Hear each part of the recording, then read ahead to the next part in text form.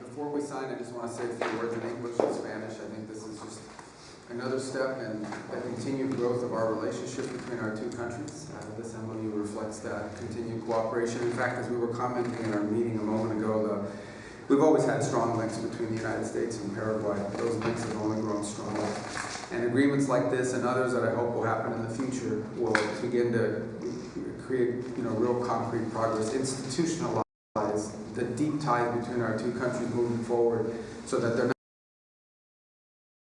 just the product of one administration or one era, but they become enduring and can survive the shifts in political winds that happen in democracies and from time to time. But nonetheless, the underpinnings and the foundation remain firm and strong. And so I'm very proud to be a part of this today. I think it's a testament to that.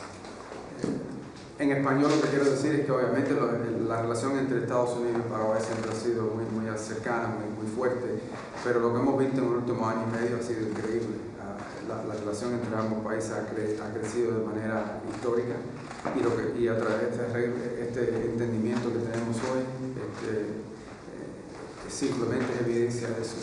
Y lo que estamos buscando es crear una relación que no solamente siga creciendo, pero que sea parte de algo permanente, que no importa los cambios en gobierno que vienen, por ejemplo, en nuestro sistema, cada 4 o 8 años vemos cambios, pero que la base, la fundación de la relación entre los países pueda sobrevivir cualquier cambio político que exista en el futuro.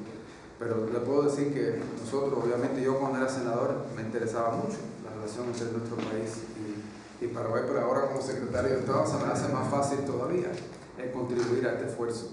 Y si podemos lograr en el próximo año y medio lo que hemos logrado juntos en el último año y medio, que no solamente son temas bilaterales, sino temas regionales, creo que la relación entre Estados Unidos y Paraguay va a cambiar para siempre de una manera extraordinaria. Y hoy es evidencia de eso y un paso más en ese camino que yo creo que tenemos, esa meta que tenemos en común. Well, really, I will start in English. Thank you so much, Marco, because we are working so close. Our strategic alliance is quite important for both countries. We are working on security, trade, investment. We are working not only at the level of bilateral cooperation on security. We are looking the whole map on the security, cooperating in our region, but also globally. That is that we share values and principles, freedom, democracy, human rights, rule of law, that allow us to work very close together.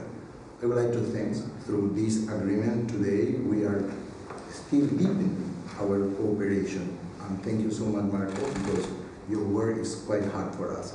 Agradezco enormemente la cooperación con Estados Unidos. La arquitectura de la política exterior de Estados Unidos bajo el liderazgo de Marco nos permite tener una visión compartida y construir en ese sentido las mejores relaciones en la historia entre Paraguay y Estados Unidos. Muchas gracias, Marco. Okay. Well, we'll sign.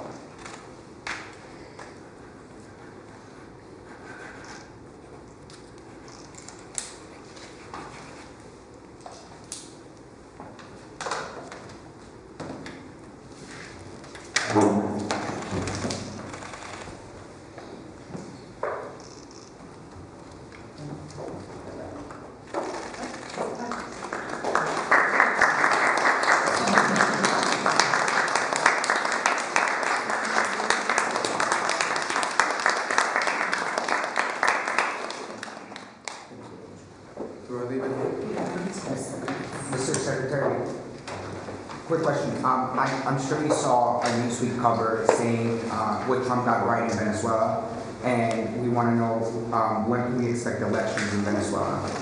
It's a process. I mean, they have to happen. Obviously, there's a lot of work that has to happen to lay the groundwork for an election. As I said, you have to have true freedom of the press. You have to have multi-party participation. You have to have national reconciliation. And you have to have an electoral commission that will accurately count the votes. So it has to happen, and it's a work in progress. But again, it's been about 6 months since Maduro was removed. And there's a lot going on at the same time with economics and so forth. So I think we're moving on 2 tracks. We want to improve the daily lives, help improve the daily lives of Venezuelans economically so that they're better off, they're more prosperous. I think that helps as well facilitate the political transition. And you also have to have a process where every element of political society in Venezuela has a role to play, not just in constructing elections, but constructing the governing future of the country. So I think it's going to require some persistence and a little bit of patience.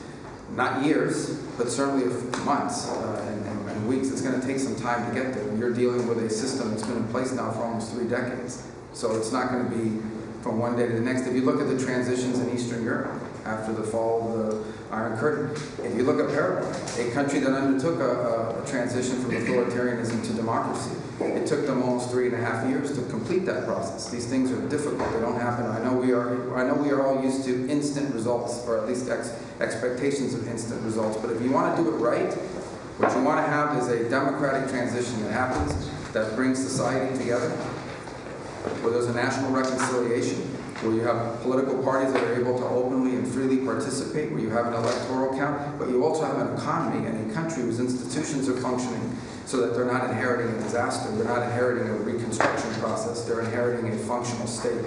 So all of that is to say that these things don't happen from one day to the next, but the needle's pointed in the right direction, and even though the progress is probably slower than all of us would want, there is progress, and progress will happen, and we're committed to it.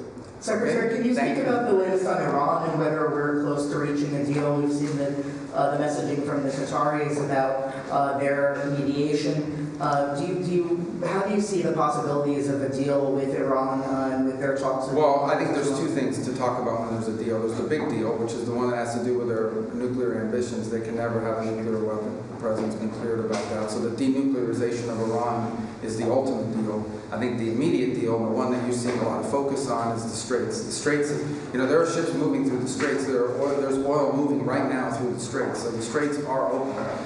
Nonetheless, I think that there's a conversation and a negotiation that we are involved in between Oman and Iran on how more ships can be able to go through there safely in the short term as we move towards these longer term talks about denuclearization. And suffice it to say, there's been progress made in those talks, but not finality yet. We're hoping that will happen very shortly. Okay? Thank you guys so much. Thank you.